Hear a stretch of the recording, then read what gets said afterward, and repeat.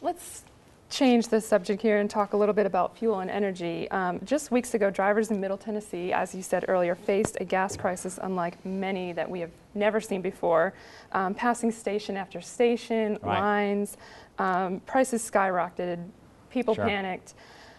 You also bought more and made it worse. Yeah. That's right. Now, you also sit on the Energy and Natural Resources Committee. What can you say about the situation? Well, you know, there's a couple of issues that have happened earlier this summer. In July, oil got to $147 a barrel, and people were paying $4 at the pump. Okay.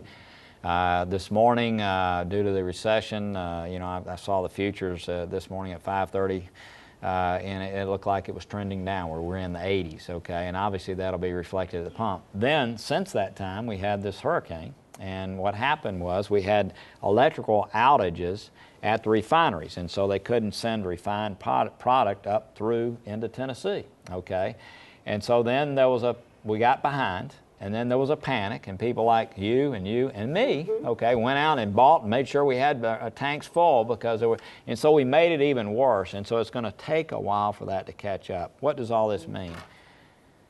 We, as a country, first of all, we have some infrastructure issues that need to be dealt with, and I have talked to the Pipeline Association and talked to refiners about what we might do to make sure that our electrical grid is set up in a fashion that we don't have these outages that create what's most recently occurred here. In general, though, our country uses 25% of the world's petroleum production every day.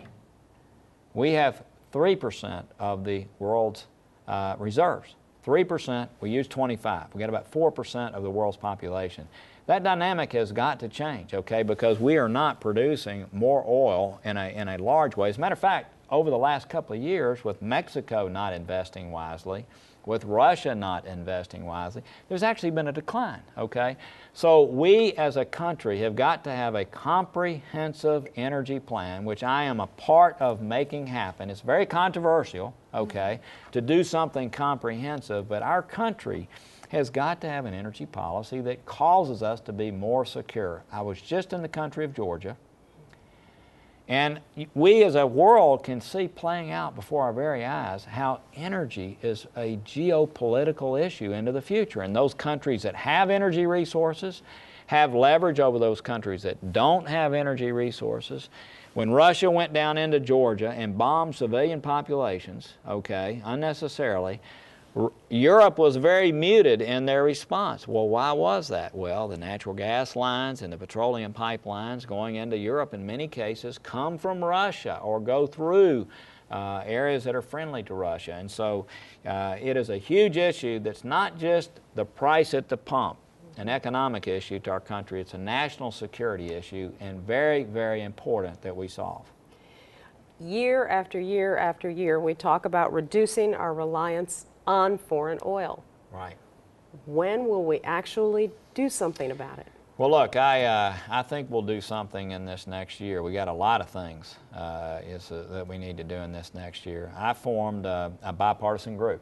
Okay, I was part of a bipartisan group, 5 Republicans and 5 Democrats, that put together what I think is the template for true energy reform in this country. It focuses on producing more, okay, but using less. I mean, we've got to change the equation. And what it does is focus on production in our country, using nuclear. We have 104 nuclear plants in our country. We need 300, candidly. It also focuses on alternatives, so we're less dependent on fossil fuels. And then it focuses on conservation. At the end of the day, most people believe if we acted right, and I'm talking about not in a way to change our lives and make our quality of life less, we could utilize 30% less energy in this country, which is candidly the place where we can make the most gains, and it actually saves us money. So I think it'll happen in this next year. I think people understand how important it is. I'll tell you though, when oil gets down into the $80 a barrel like it is today, constituents go to the pump and they actually think they've gotten a raise because they're paying less at the pump. They don't talk to their elected officials as much about it. Elected officials tend to move to the next urgent issue. I'm going to do everything I can to keep that from happening. Now, what is is the real debate in Washington when it comes to tapping into America's own oil resources? Oh, there's... Tough question. First of all, let me say this. I think it's ridiculous that we as a country think that it's okay for us to cause other countries to drill for, to explore, that's a nicer word, but to drill for oil and natural gas in their countries, and for us to transfer literally $700 billion a year, not to be confused with the $700 billion rescue package, but $700 billion a year over to these other countries, out of our country, when we have resources here, okay? It's ridiculous. It's a silly debate. Why are we not, we've met with the companies that do this exploration, and you do far less wells today. They go out horizontally. Look, the environmental concerns should be much higher about tankers coming into our country where the hulls break. This is imported oil from other countries. That's where the big environmental concerns are. The actual exploration that we do on the offshore is not what produces that. We've had 2 terrible hurricanes in the Gulf in recent times, and not a drop of oil made it into the Gulf. So we need to pursue it. So it's a silly debate not to do it. But then to think, again, with 25% of the world's usage and 3% of the world's, to think that we can drill our way out of this is also a silly notion, okay? So we've got to have a balanced approach, but certainly we ought to be reasonable about using the resources that we do have in this country and do it in an environmentally friendly way. Let's talk briefly about health care. Among the priorities listed on your website are insuring every American. Right. You've said that that's deeply rooted in the private market. Tell us a little bit about that. Well, there is a pretty raging debate in Washington, or there will be. I mean, there's been other focuses recently about how health care should be delivered. I think that we have a moral obligation in this country. I know there was some discussion last night at the debate at Belmont. One candidate said that it was a right. Another candidate said it was a responsibility. To me, it's a moral obligation of this country to figure out how, in the year 2008, that every American has health insurance that's private, that has great quality, and is affordable, okay? There are some who think that health care ought to be nationalized, and that the best way to do it is just let Medicare go to everyone.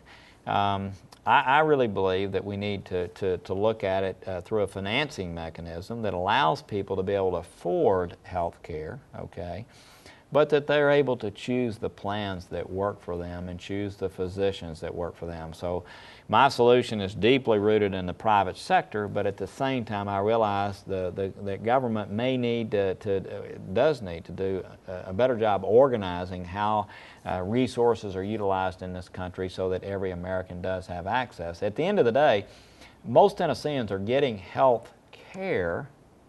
It may not be the kind that ought to be gotten, okay, because there's not much prevention, and a lot of times it's a crisis in the emergency room.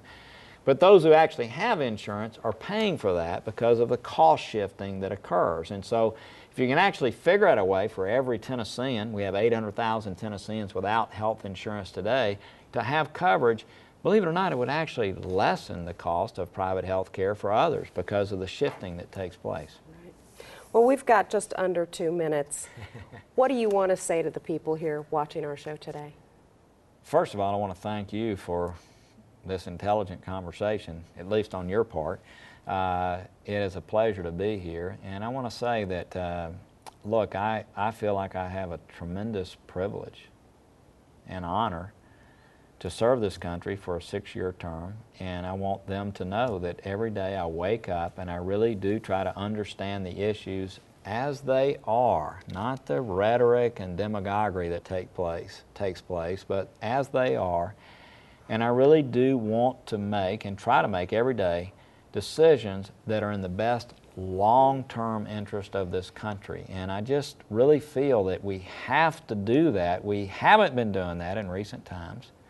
And It's something that we have a responsibility to do in the Senate, and I thank the citizens here in Middle Tennessee for allowing me to do what I do. It's a great privilege. All right. Senator Bob Corker, we appreciate you being here with us today. Thank you. Thank you. To make your voice heard in Washington, you can contact the Senator's office through his website at corker.senate.gov. You can also call his Nashville office at 615-279-8125 or his D.C. office at 202-224-3344. Thank you for joining us.